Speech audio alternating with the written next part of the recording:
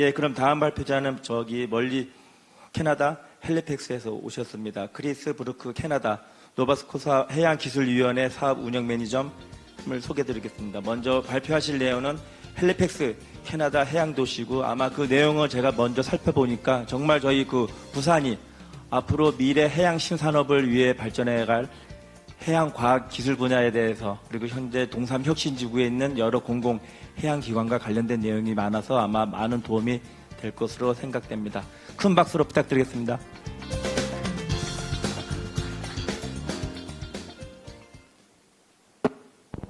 I'd like to say first thank you for having me here. I'm not from the City of Halifax municipality itself. However, I am from an industry association, so I represent the ocean technology sector in Nova Scotia, and our main base is actually in Halifax. So if you're not familiar,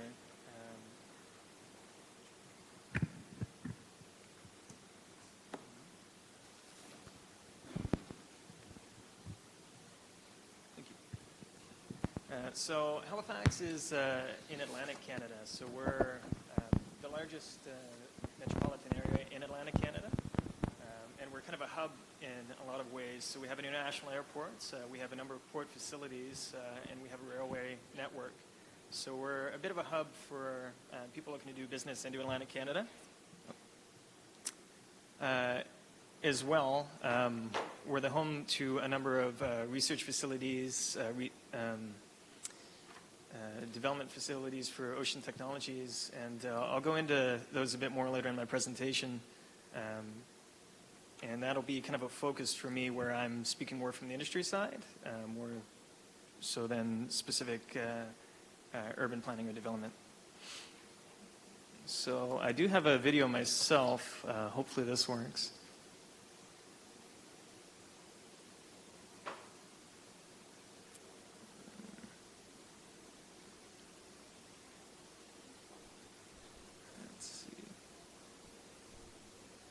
There was a file along with the video. I'm not sure if that can be played.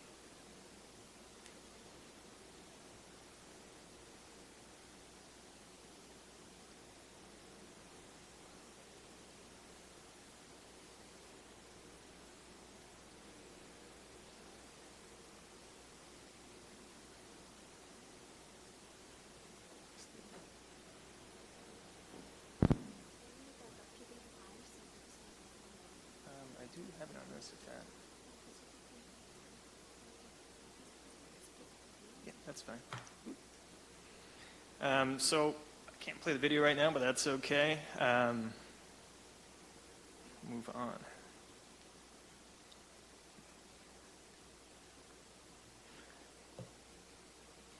So Halifax, we like to brand as Canada's ocean city, and it really is a hub for marine and technology development for the ocean sector for Canada.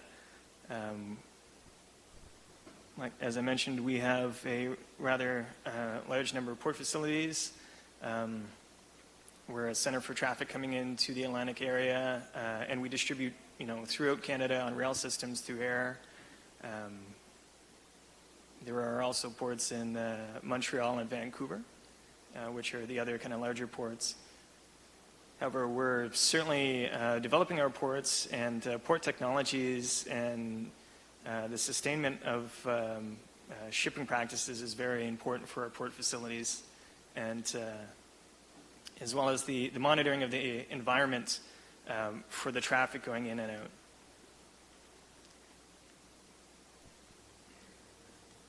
I should also mention that shipbuilding is a large part of our history. And going into the future, we actually have the next round of Canadian surface combatants. So Canada's future naval fleet is being built in Halifax. We're home to 40% of Canada's naval assets. So because of that, naval defense and our Canadian Forces Base Halifax is an important center of our economy, security for the area, and also as well technology development. We have the Defense Research Development Canada Atlantic research facilities, And they have helped to develop a number of technologies for us and really made us a center for marine acoustics and hydrophones. Sensors and instrumentation is a large focus and area of expertise. We like to think that we're global leaders in this area, and it's further develop the types of companies that we see in the area. We're also in the process of building out our innovation district. As you can see here, we have a number of facilities. We've got 6 universities. Dalhousie University is one of our largest and one of the ones that's more focused on ocean technology research and development. We have a number of facilities there, including the Ocean Frontier Institute, which is a national research center for ocean sciences. They also have a mandate to try and work more closely in the area of applied research, so real-world industry partnerships working in development with ocean research. There's also the Steel Ocean Science Building, which a number of these research facilities are based out of. The Marine Environmental Observation Prediction and Response Network, and the Ocean Tracking Network, to name a few. As well, there is the Creative Destruction Lab, which is a center for innovation and development of new technologies. And that's just around Dalhousie. As you can see, we also have Volta Labs. We have the Cove facility, the Center for Ocean Ventures and Entrepreneurship, the National Research Council, as well as a number of other research and development facilities. I'll speak a bit more on Cove later. I think that's actually a very good facility that was created. It's owned by the municipal government, and it was really a turning point, I think, for how our government looks at ocean technology and how that's a priority for us going forward.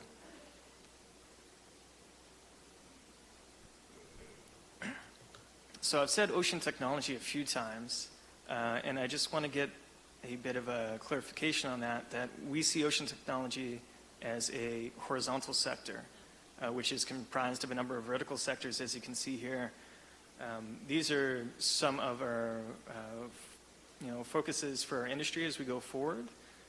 Marine defense, marine renewable energy, offshore oil and gas, education and research, fisheries and aquaculture, and marine tourism. These are all focuses for us in the development of technologies. Where I work is predominantly in that industry space, so these are the companies that are providing solutions, looking at new ways of solving problems and creating opportunities in these spaces. We're a small area. Halifax has a population of about 430,000 people. So we really look at working in partnership with our fellow Atlantic Canadians, but also our international partners. International partnership is very important to us. We realize, that we can't solve every issue that we have on our own, and that the diversity of thoughts and ideas is going to lead us to better solutions in the future. So that's something we're very open to, and from my point of view, that's something I'm happy to talk more about afterwards as well.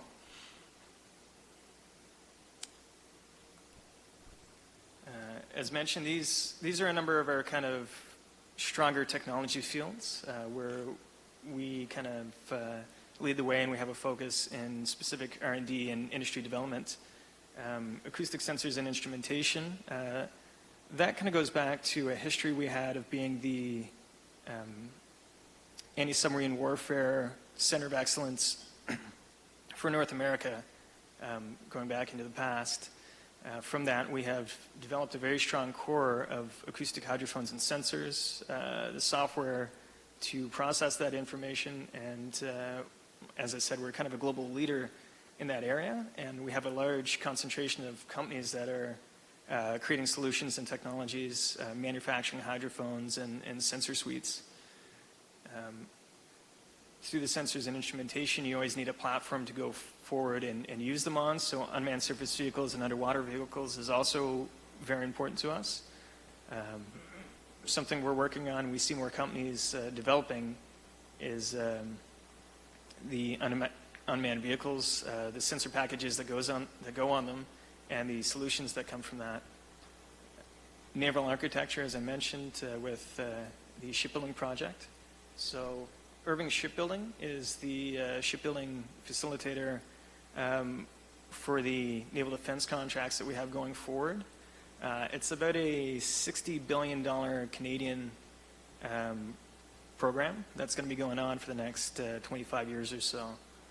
We're currently building the Arctic offshore patrol ships, which will be doing a lot of Arctic patrolling and also research with that partnership we have between classic research and security. And then after that, we'll be building a number of frigates. Marine geomatics, of course, that's important for us as we go forward from the sensor suite and base that we have. We also had some oil and gas development. There's not too much going in the way of oil and gas development off the coast of Nova Scotia, more so with one of our Atlantic Canadian partners in Newfoundland. Newfoundland and Labrador is still working very heavily in that field. However, we still have that expertise in the training and then the development and looking at marine geomatics. There's the Center for Geographic Sciences, about an hour and a half away from Halifax. Marine biotechnology and marine ICT are growing for us as well. The biotechnology side, we have Acadia Sea Plants, which is one of our larger nutritional sea-based companies. And it's really spurred a lot of other technologies and services that are looking at that as a future source of both nutrition and solutions for getting away from unsustainable practices in farming and fishing. Aquaculture is also growing for us. It's still very small in Nova Scotia. As of about 2016, I think we only had $59 million in revenue from aquaculture. However, that is growing. And we're looking more on the services side. So we have a lot of development and tracking of the sustainability of aquaculture. We have companies looking at things like fish blockchain, if anybody's familiar with blockchain. So just really the traceability of where the aquaculture products are coming from, and then as they go through the supply chain.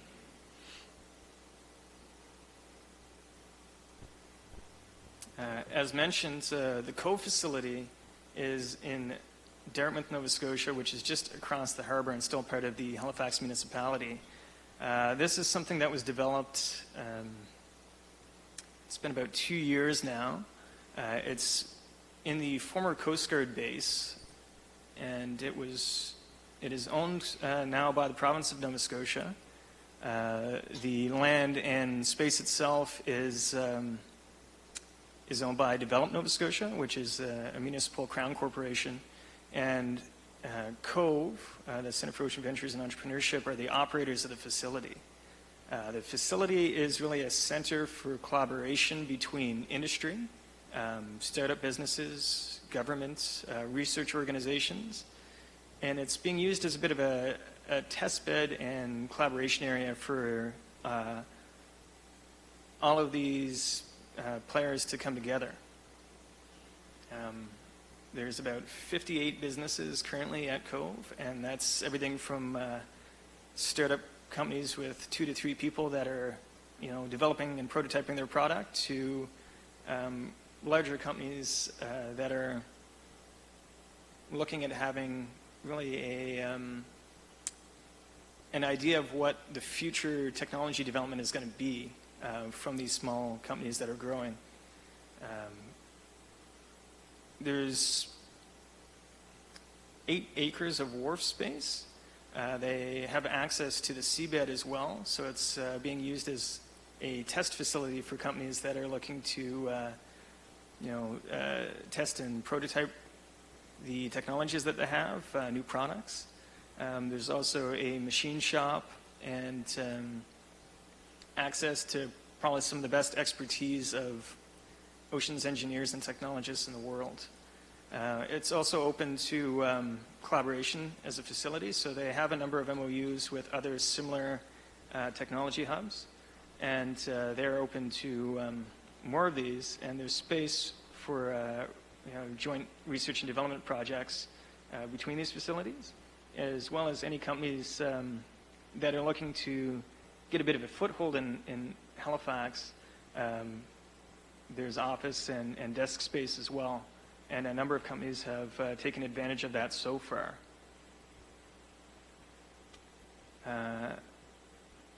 And as mentioned when I first talked about COVID, it was kind of the turning point for how our government looks and really prioritizes ocean technology for us. One of the big challenges we have is that the majority of our population in Canada is actually more towards the center of Canada, away from the ocean. The largest population areas of Toronto, Montreal, Ottawa, they're more centered towards the Great Lakes. So they have links to water, but they don't really see the ocean like we do every day. So we now see the ocean technology through the Ocean Protection Plan, which is a federal government program, becoming a priority for really just showing the value that the ocean has to our country. We have a very, very large coastline. There's a lot of resources that we could be managing better, and we're working towards managing those resources better and really just knowing what they are. So we kind of have a network as well of research institutes of our associations nationally, so we can strengthen our voice really in talking to our national capital in Ottawa. And from that, it's worked in where we have Canada's Ocean Supercluster. So in the last year and a half, the Canada's Ocean Supercluster is a federal government program. There are a number of superclusters across Canada, ranging in from artificial intelligence to protein to aerospace, and Atlantic Canada's bid was the Ocean Supercluster. So the hub of the Ocean Supercluster is split between St. John's, Newfoundland, and Halifax, Nova Scotia, as the two main areas of ocean technology development and really marine activity. We of course have links also to Rimouski in Quebec, as well as Vancouver in British Columbia. Canada's Ocean Supercluster was a big step for our federal government in saying that the development of ocean technologies is going to be a way forward for the future of Canada.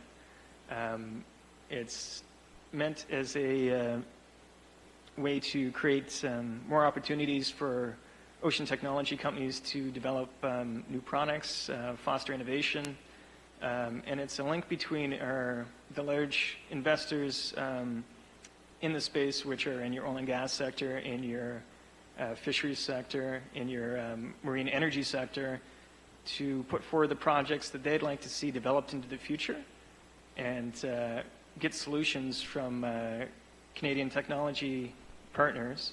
But there is also space there for international partners to work with our companies and technology partners to work on these projects. So I guess that kind of leads into what I'd like to finish with, which is that we're open to partnerships. Halifax is a global city. We're a member of the World Energy Cities. We are looking forward in the development of our marine space and our ocean technology, and we're looking for partners.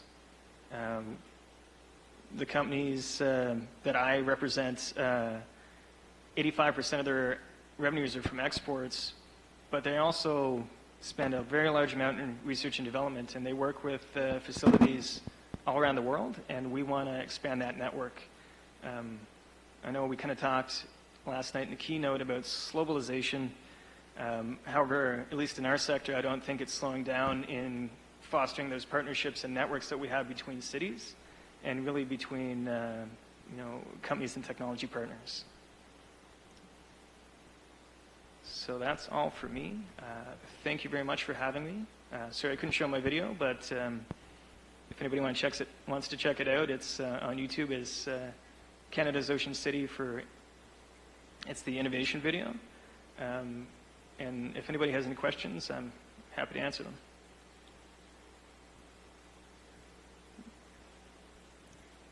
예, 방금 전에 말씀하신 것처럼 정말 선진국의 해양 과학 기술 분야에 대한 여러 가지, 특히 또 이제 지금 오늘 발표하신 해양 과학 기술 위원회 근무하시다 보니까 정말 저도 배울 부분이 상당히 많은 것 같습니다. 혹시 좀 여기 자리에서 뭐 궁금하신 거라든지 또는 여러 가지 사항에 대해서 있으면 질문 좀 부탁드리겠습니다.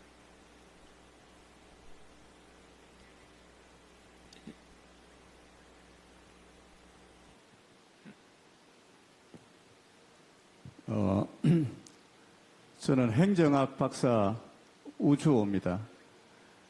헬리팩스가 76년에 몬트리올 올림픽 이후에 프랑스 권역의 퀘벡주가 분리 독립을 하려니까 많은 몽레알에 있던 시설물들이 토론토로 옮겨지고 분리 독립에 대한 견제로서 다문화 정책도 아주 확대를 했는데 노바스코타주는 새로운 스코틀랜드주라고 혹시 영국계의 어떤 그건데 대서양연안에 원래 대구나 청어나 고래잡이 같은 것이 아주 하던 어항이었는데 이게 지금 먼저 해군기지도 한 40% 가고 또 많은 해양과학의 전초기지가 되고 물류기지 또 해양 컨테이너 터미널 같은 게 새로이 많이 되었다. 그래서 오히려 자연스럽게 보면 센트로렌스 강에 돼 있는 퀘벡이나 몬트리올이 과거에 항만 역할을 했었는데 강항인데 밴쿠버만 해도 태평양 쪽에 아주 좋은 입지를 가지고 목재나 어업의 나라니까 수산물을 수출할 수 있는데 헬리팩스는 좀 지금 현재 다수계인 영국계가 오히려 여러 가지의 과학기술이나 노바스코타주의 퀘벡에 대한 하나의 약간의 소외라서 집합이 되는데 인구 밀집이나 여러 가지 연구기관 하는데 조금 지장이 있는 곳이 아닌가. 그런데 국가는 거리로 집중을 하고 있다. 거기에 대해서 질문 드립니다.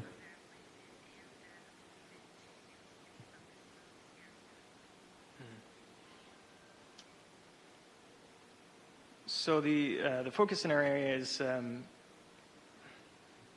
very much in developing our workforce. We still have a very strong fisheries sector.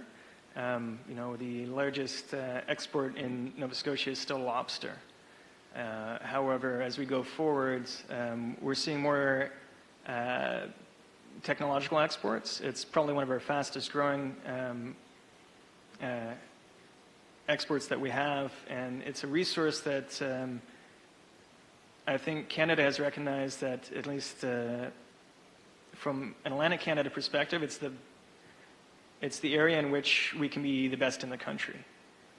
So our government is looking to support us in further developing that and making sure we're taking any advantage of the strengths that we have of those close ties to the ocean, as well as the existing infrastructure we have in research facilities and trying to just make sure we're developing that going forward. I hope that answers your question. 예, 그럼 시간 관계상 질문은 여기까지 마치고요. 다시 한번 좀 멀리서 오신 캐나다의 크리스 브루크 큰 박수 부탁드립니다.